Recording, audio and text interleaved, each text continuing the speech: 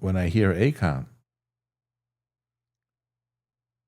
it's like the beginning of the year, literally the beginning of the year, and it's the first meeting at Universal. I just found the biggest artist in my career. And everybody laughed in my face. Like, oh, bigger than Wu-Tang? And I have a temper. Those days I had a temper. Yeah. Like, fuck you motherfuckers. You won't see me for a year. And I don't know if you know Gabi.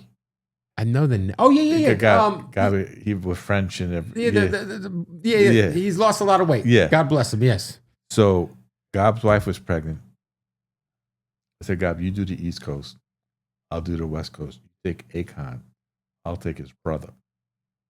Who looks just like him. And there was no video. So you were running around with Boo? I had Boo. So you guys were doubling up on the promo. This is before YouTube, before social media. Before any... So you have Akon's brother on the West Coast doing all these stations. But it's me and Boo and right. and Gabi and Akon. Like, that's fucking insane. And the record broke.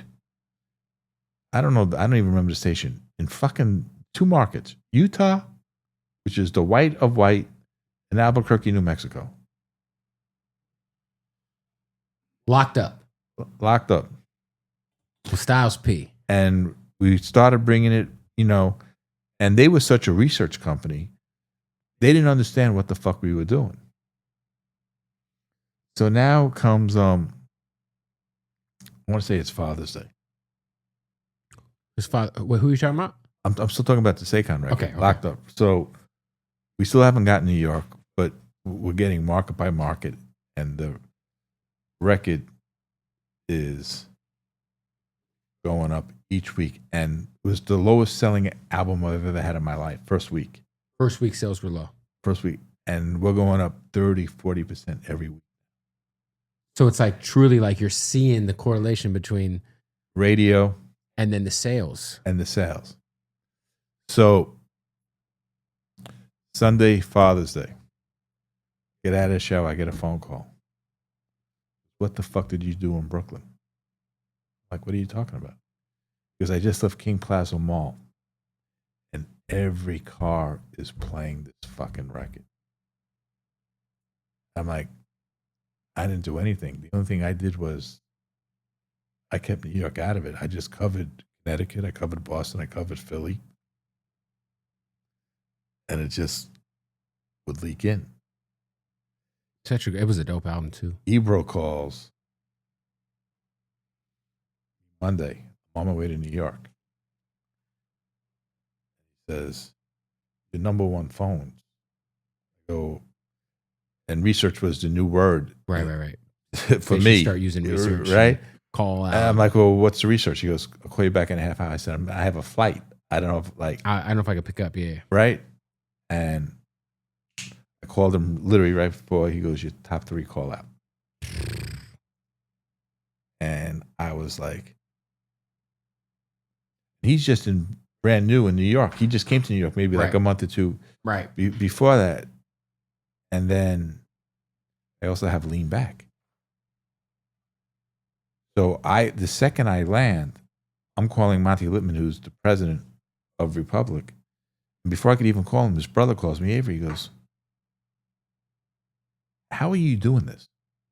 I'm like, I go, this is why you brought me in. Right. There was no secret sauce. Like, right. And I sent an email saying, hey, this is what's going on with these records. They said, no fucking way. And I'm like, and when they realized that it was top 3 call out, Lean Back was the number one song. I mean, it was insane, dude. The Lean Back moment. That whole fucking summer, man, between Locked Up, Exploding, and Lean Back.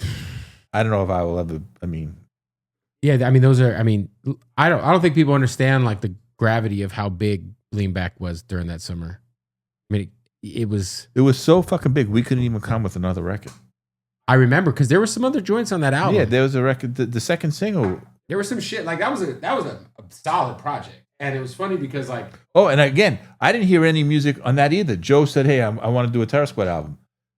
And the first album was the first album on Loud? No, the first album was on Atlantic, which was a dud. Yeah, it was a dud. Yes, and Pun was on that. Right. Yes, that's fucking crazy. So it's like You have locked like Akon was such an unconventional voice and an unconventional artist, obviously with his background and shit. Like, I mean, that's that. I mean, obviously you hear it and you're like, this is different. But at the time, it's like it's kind of hip hop, but it's not.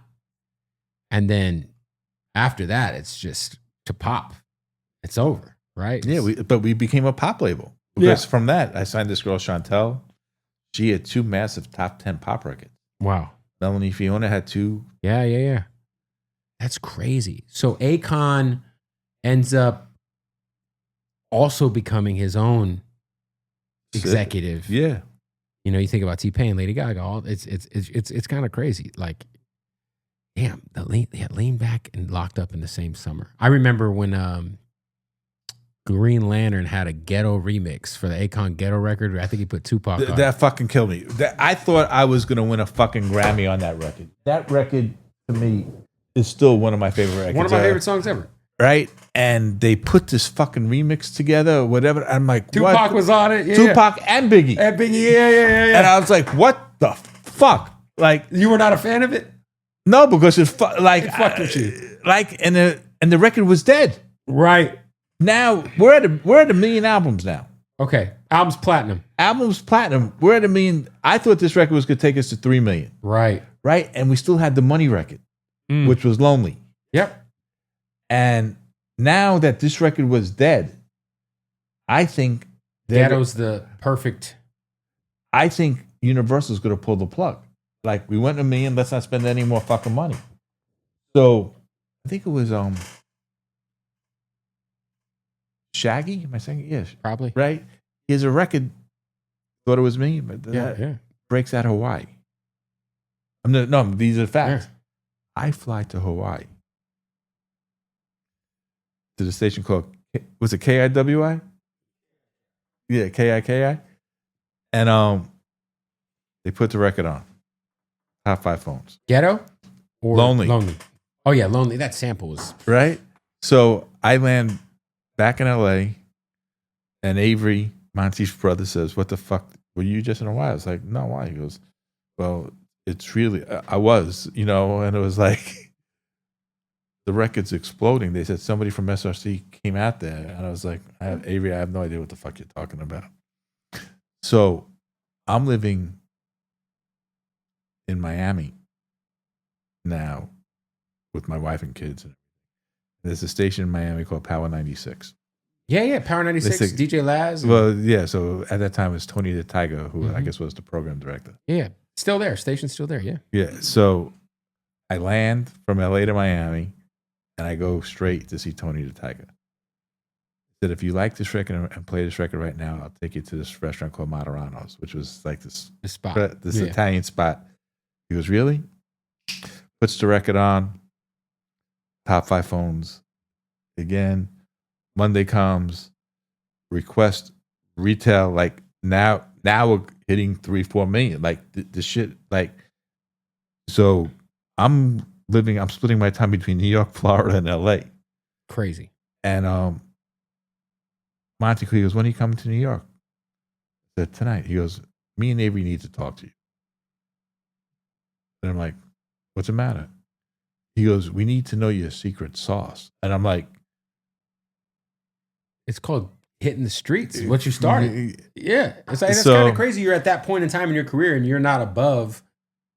I'm going to fly to fucking Hawaii and hand this record to a radio station. So, and I came clean. I said, yeah, I went to Hawaii. I was like, you guys weren't going to spend any more money. And I promised Akon that we would come with this record. That's so crazy, man. It's interesting, too, because you fast forward to today. I wonder, we were talking a little bit about the streams earlier. Do you ever have FOMO that you might have sold too early? With SRC? With the SRC, with the Loud, without any of that. I don't want to get into it, but I should never have sold SRC. I would probably still be there. And the company would be worth north of $1 billion. Right. At what point in time, let's say they wanted to fire somebody in my staff. And I said, if you fire him, that means you want to cut my legs off. So just buy me out now. And I don't know if anybody else would have done that. Right. But I should have said, you know what? So-and-so, they want to get rid of you. You still have this. But I still got to support a family. But I'm so loyal to my people. Right. And you made it work with your people. So it's like, you're not going to take away my sauce. This is my sauce. My people, your staff's a part of your sauce, like you said.